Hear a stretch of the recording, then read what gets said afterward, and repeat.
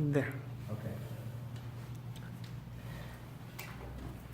Have you ever forgotten your jacket, coat, or sweater on a cold night?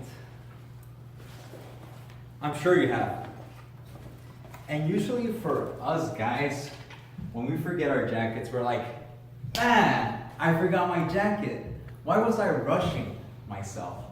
Now I'm gonna have to walk faster to not be cold. I'm gonna join a large crowd, squeeze myself in between others so that I'm not cold.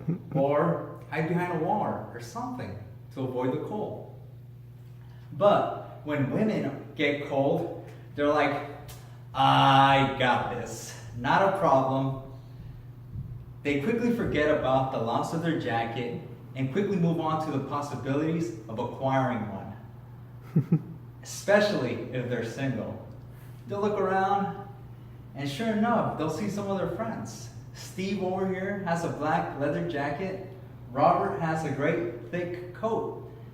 And before you know it, she's all wrapped up in this great thick coat. And Robert's thinking to himself, man, I'm such a gentleman. I did such a kind thing. Now I'm gonna brave off the cold so easily. And these are usually the things that happen to us when we forget our jackets. Nothing major, right? Yet my friend Edgar has an interesting story about the time somebody forgot their jacket. He was out on the second date with this woman he had met at this coffee shop called Coffee Cups and Pastries. You see, my friend Edgar, he loves coffee, especially Brazilian coffee and chocolate cake. And so he goes to this place every morning around 8 a.m.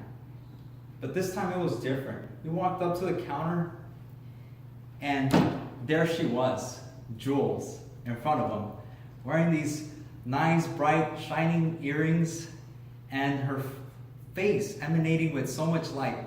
And he knew it, that she was the one he'd been waiting for.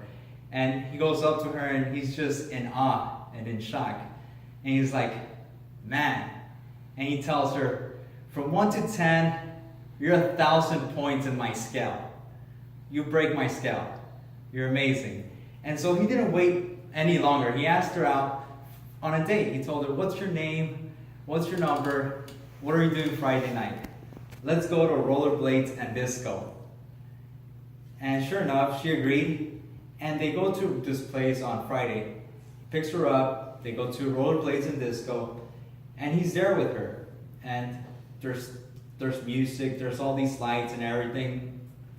And they start to rollerblade. And she keeps falling down. And he thinks it's cute. She keeps falling down. And he laughs and giggles. And she's smiling and all. And then he tells her, oh, I think that's cute. And she's like, what? What do you mean that's cute? And he's like, I think you're falling for me. And so she just smiled and she's like, I think I am. I think I am. And so they continue the night. It keeps going and it's all great. And they have such a great time. They find out so much about themselves. Hey, I like to cook. Me too. And this and that. And they start to see that they're connected. There's all this energy. They're having the greatest time of their lives. It's his best time. And so they end the night. He drives her home, goes in for the kiss, and he quickly says, hey, what are you doing Monday afternoon? I'd love to take you out again on a date. And so she's like, she had plans, but she was like, let's work something out. And she agrees to go Monday afternoon. And so they settled to go to this park in San Francisco called Grandview Park. And this park in particular has it's like this viewpoint at the top. You have to get on top of this park. And it has this beautiful viewpoint of San Francisco, the Golden Gate Bridge, the buildings, the ocean. It's very scenic and beautiful. And so he picks her up, they drive up to the park, and it's full. There's a bunch of parking spaces full. And so they park far. So they have to walk a bit to get to where they're going to. And to get to the viewpoint up there, you have to climb about 200 steps. And so they start walking, they start climbing. And And so Edgar, he has his jacket on, right? He has his jacket on. And so once they start to get up, they start to go up the steps, and Edgar has a jacket, and she doesn't have her jacket. So all of a sudden when they're up there, it's about 3, 4 o'clock-ish, and then it starts to get windy. Like there's a bunch of wind coming from the northern. You're not telling me that she's cold, because in his mind, she might want to turn back and be like, I want to go home. I don't want to be here in the cold, right? So he starts to look at her, and he sees her shaking and shivering, and then she starts to complain. She's like, I'm cold. And he's like, why didn't you come prepared? That's what leather jackets are for.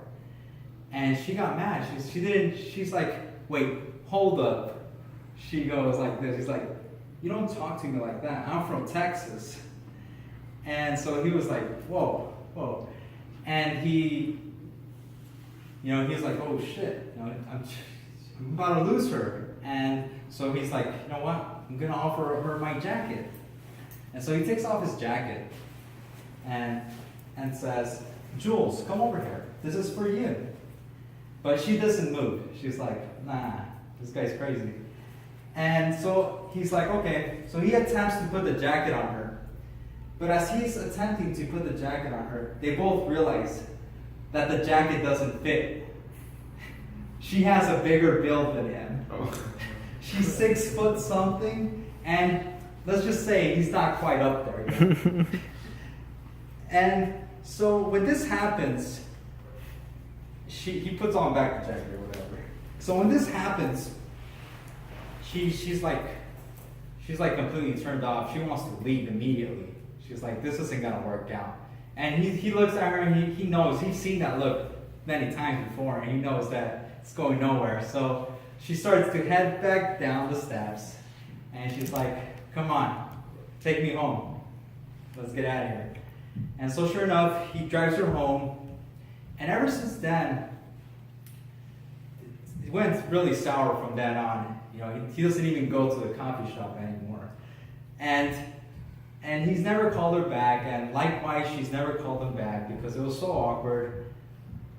And to this day, he tells me that, why can't it be like the movies where it works out all the time? The jacket fits just so perfectly, and things just go well. Why does this have to be my reality?